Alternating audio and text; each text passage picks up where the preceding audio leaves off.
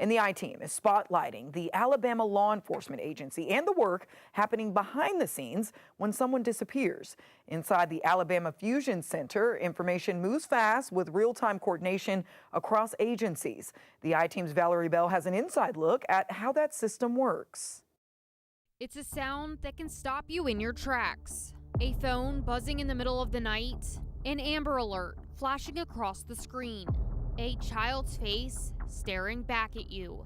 For one Alabama family in 2022, that alert meant everything. Actually, the very first Amber Alert I ever helped with was from a missing 12-year-old girl down in the Wiregrass area. That 12-year-old girl had been abducted. You know, with the area she went missing from, she was abducted from, quickly crossed over into Georgia. So by the time it made it to us to issue the Amber Alert, we knew we had to get our counterparts in Georgia involved.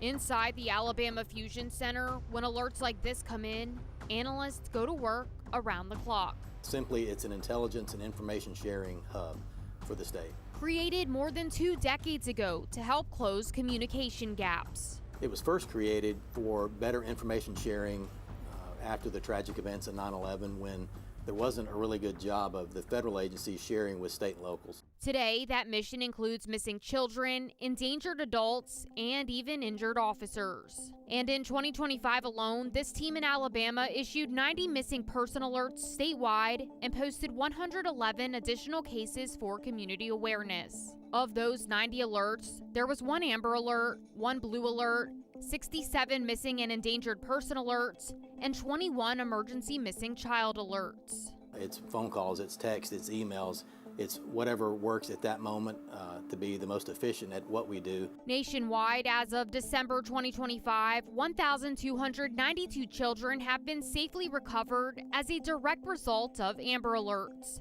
including at least 241 recoveries linked to wireless emergency alerts, according to the National Center for Missing and Exploited Children.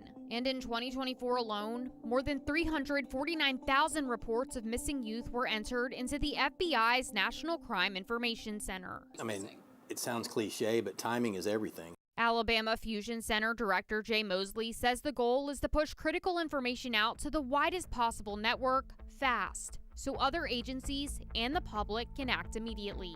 Hours have elapsed, and the time it took you to drive from here to Birmingham or vice versa, that person could be long gone. That's why officials stress there is no waiting period to report someone missing. There's often the misconception that you have to wait 24 hours to report someone missing to law enforcement, and that's not the case. Intelligence analyst Rachel Salter says the sooner a missing person is reported, the sooner it can act. You want to report immediately, call 911, get that report going, and have those descriptions like their personal identifiers, the height, the weight, the clear photo.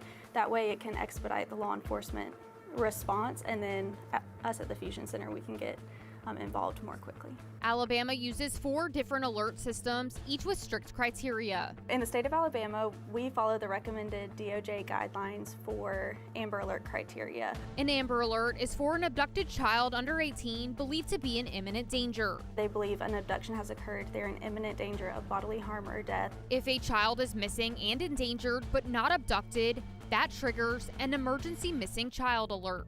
That's when a child is missing, we still believe they're in danger of bodily harm or death, and law enforcement has not yet come to the conclusion that an abduction has occurred. Adults can qualify for a missing and endangered person alert. Anyone who's gone missing who has a mental or physical disability, and they're in danger of bodily harm or death. And when a law enforcement officer is shot, killed, or seriously injured, and the suspect is on the run, that's a blue alert.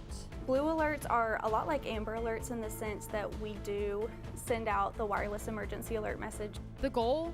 When your phone goes off, you pay attention. One message that we want to, talk about and promote is, trying to get that information to law enforcement as quickly as possible. Don't make delays, and then get that to us as quickly as possible. There are 80 fusion centers across the country sharing intelligence among local, state, and federal agencies, and crossing state lines when necessary. In that 2022 case, that coordination made all the difference. She was quickly recovered, safe, and the suspect was apprehended in Georgia. When alerts go out, resources surge in. We have aviation responding, saying they're willing to help. We have drones, we have the canines. Highway patrol, investigators, federal partners, local agencies, all focused on one goal: bringing someone home safe. And while the Fusion Center has access to statewide databases, officials say the public plays a powerful role. But when you see a photo, that sticks with them. Because sometimes one image is all it takes to make someone look twice at a gas station or call in a tip. Behind the scenes, a team inside the Fusion Center is already moving, coordinating, analyzing, and pushing information out, doing everything possible to turn that alert into a safe outcome. If you're here during the day watching something like happen, when they are found safe, we're high-fiving and celebrating, and it's a really good feeling. Valerie Bell, ABC 3340 I-Team.